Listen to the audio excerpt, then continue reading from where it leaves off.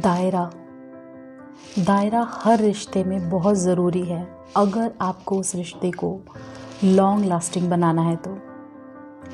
शादी के बाद एक लड़की को ये सिखाया जाता है उसके ससुराल वालों के द्वारा कि अब तुम्हारी शादी हो चुकी है, ये ससुराल ही तुम्हारा अब अपना घर है।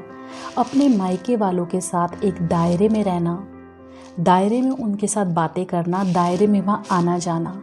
और उनको लगता है ऐसा करने से उनका परिवार नहीं टूटेगा, उनका परिवार बहुत अच्छा रहेगा, उनके बेटे के साथ उनकी जो बहू है उसके रिलेशन बहुत अच्छे रहेंगे। पर बात यहीं ख़त्म नहीं होती। ये दायरा बेटे के और माँ बाप के बीच में भी होना चाहिए। ये सारी चीज़ें अगर आप बहू से ही एक्सपेक्ट करोगे और सोचोगे सब कुछ सॉर्टेड है तो ऐसा नहीं होता। शादी के बाद आपको अपने बेटे को भी उसकी लाइफ जीने देनी चाहिए। अगर आपका अपने बेटे की लाइफ में बहुत दखलंदाजी रहेगी आपकी, तो तब भी परिवार बर्बाद होने के बहुत ज़्यादा चांसेस होते हैं। अब वो आपका बेटा मैरिड हो गया है, अब वो भी अपनी गृहस्थी उसी तरीके से चलाएगा जैसे आपने अपने पति के साथ चलाई है, जैसा आप एक्सपेक्ट करती थी अपनी सास से कि हमारी सास हमें ज़िंदगी जीने दे, ऐसा ही बहू भी चाहती है।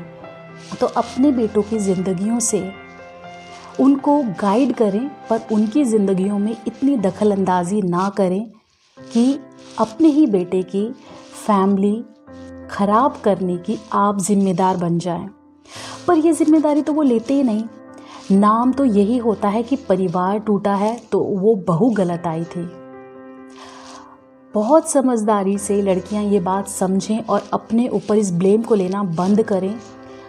समझदारी से हो सके परिवार चलाइए, पर यहाँ पे बड़े जो है घर के बड़े बूढ़े हैं ना, उनकी इम्पोर्टेंस बहुत ज़्यादा है। आपको भी अपनी समझदारी से अपने बच्चों की लाइफ में बैलेंस बना के रखना है। आपके बच्चे सिर्फ आपका लड़का नहीं, आपकी बहू भी। उनकी लाइफ में दखल अंदाजी मिनिमम करनी है, उनको बड़ों की तरह गाइड करना है, पर दखल अंदाजी नहीं। बहुत से घर तो इन्हीं वजहों से टूट रहे हैं, टूटते थे और टूट रहे हैं, और अगर ऐसा ही रहा तो आगे भी टूटते रहेंगे। तो ऐसे बड़े बूढ़ों से भी हाथ जोड़ के एक विनती है कि अपनी समझदारी का, अपनी जो आपका इतना जीवन आपने निकाला इतने एक्सपीरियंस के साथ, उसका कुछ यूज़ कीजिए। अपनी ज़िंदगी भी अच्छे से जिएं और बहू और बेटे को भी अपनी ज़िंदगी अच्छे से जीने दें।